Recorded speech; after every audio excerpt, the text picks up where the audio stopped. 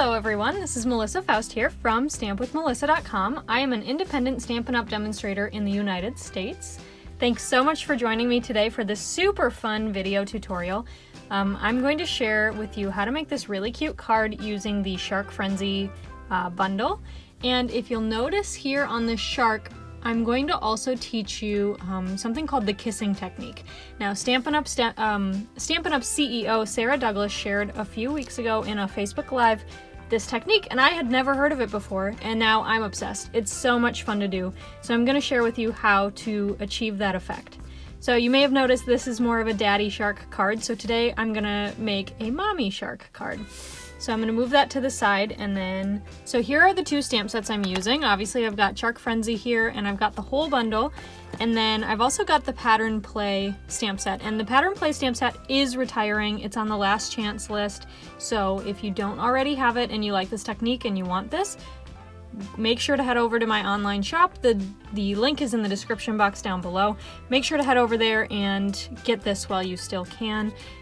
So of these sets, from the Shark Frenzy set, I am using the Doo-Doo, and I hope it doesn't get stuck in your head now. Then I've also got the outline of the shark, the filler of the shark, and the cute little bow. And then from the Pattern Play stamp set, I am using this pattern right here. So let's go ahead and get started. Okay, so I'm gonna bring in a pretty messy scrap piece here, and I've also got my Calypso Coral card base. Now, I've already got everything cut out for this card, so if you need measurements for anything, please go visit the blog post, and the link is in the description box down below. So I'm starting here with Calypso Coral and the Doo-Doo, and then I'm also going to bring in my Calypso Coral ink pad. So this is just going to give the card base a nice little texture without being too distracting from the main card. So what we're going to do is go ahead and ink up the Doo-Doo and just sporadically stamp that around the card base. Here we go.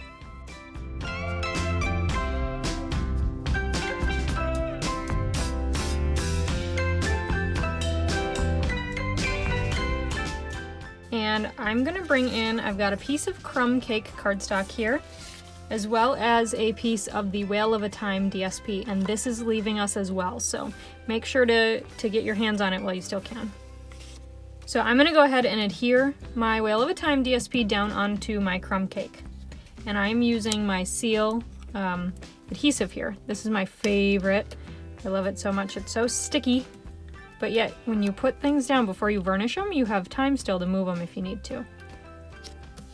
So there we go, that's centered there. Now I'm gonna go ahead and put some adhesive on the back of this panel. And then I'm gonna place it down on my card. Now I am centering it vertically, not horizontally here, because I'm gonna offset the shark. So there's that, I can move that to the side. Alright, so now I'm going to go ahead and stamp my shark. So I've got a scrap piece of basic white here and my Blushing Bride ink pad. So I'm going to go ahead and ink this up and stamp it down on the scrap. Alright, so now I've got my filler piece of the shark here, and I'm going to go ahead and ink it up in the Blushing Bride again. And then I'm going to even close this up. Now watch the magic. So I've got this here, and then I've got my patterned piece, and this is clear. There is no ink on here. And I'm going to go ahead and just stamp this on top of the shark. Now this whole pattern stamp is not big enough to fit the whole shark, so I'm doing it in 2 steps. So if you can see in there, half of it's got kind of a pattern on there, and you'll see it better when we stamp it down. But before moving forward, I'm going to go ahead and clean off the pattern stamp, because I don't want it to carry over any of that ink. And then I'm going to go ahead and do the other side and just pick up that ink there like so. Alright, so now that that is inked up, we're going to go ahead and flip it around and stamp it down here. Like so. And can you see the cool pattern in there? Isn't that so neat? I love this technique, it's so much fun. Alright, and then I've got another scrap piece of basic white here, and I'm going to go ahead and stamp down the bow, and I'm using my Misty Moonlight ink for the bow.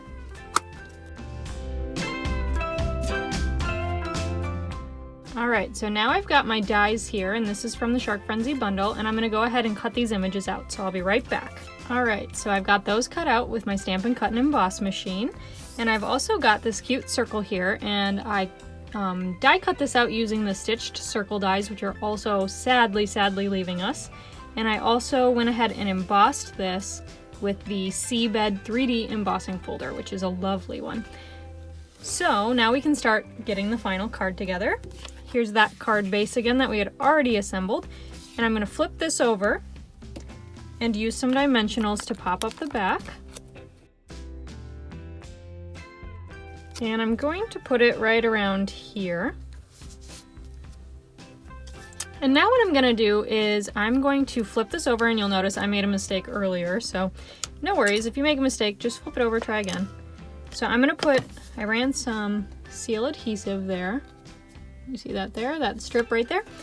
And I'm bringing in my Pool Party sheer ribbon, and I'm just going to kind of put some ribbon on the back of this because it gives it a little bit more dimension.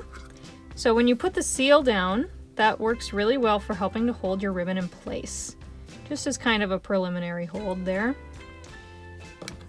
And then I'll use my snips here to cut that.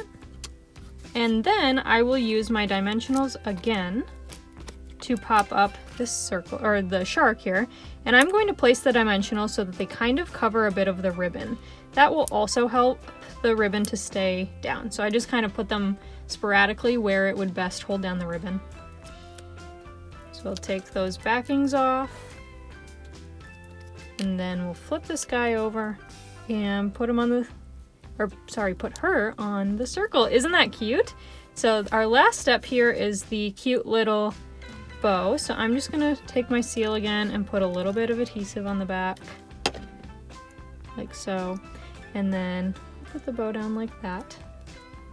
All right, let's get this folded, and I always use my bone folder just to reinforce that crease there. And there we have it. Isn't that so cute? So you can see here the cute little pattern that went in both of those stamps. Isn't that adorable? Thank you so much for watching today. I hope you loved learning this technique and building this card with me. If you like this video, go ahead and give me a thumbs up down below the video, and then also subscribe to my channel. And when you do subscribe, make sure to hit that notification bell. That'll make sure that you are notified anytime I post a new video, which is at least once a week. And that way you will be one of the first ones to know about my new video, because YouTube will let you know.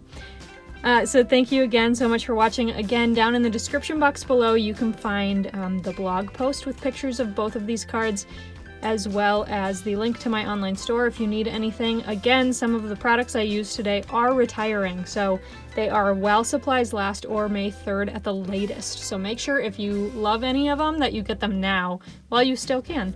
And if you need any help with that, please feel free to contact me. My email is down in the description as well. So thank you so much, and I'll see you next time. Bye!